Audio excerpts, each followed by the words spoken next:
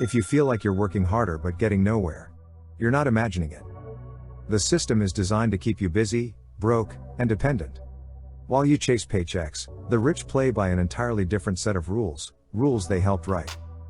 Today, we're exposing how inflation, taxes, fiat currency, and debt quietly trap the average person. And how you can start breaking free. Inflation is the hidden tax no one talks about. Your salary might go up by 5%, but if prices rise 10%, you're poorer. Governments print money to fund deficits, and who pays the price?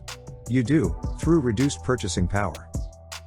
Meanwhile, the wealthy protect themselves by holding real assets, stocks, real estate, businesses, things that rise with inflation. If you're just holding cash, you're losing.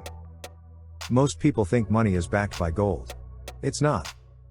Since 1971, the US dollar, and nearly every currency, has been fiat, backed only by government trust. That means governments can create money from thin air. And they do. This leads to more inflation and weaker currencies. The rich convert cash into assets. The poor hold on to devaluing dollars.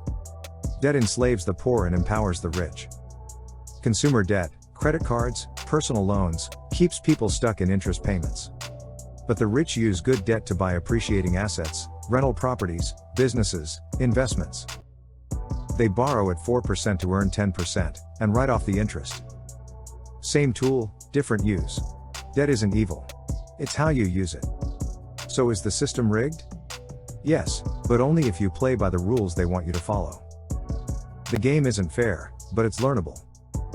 Once you understand how money works, how the wealthy move, and how the system profits from your ignorance, you can start playing smarter.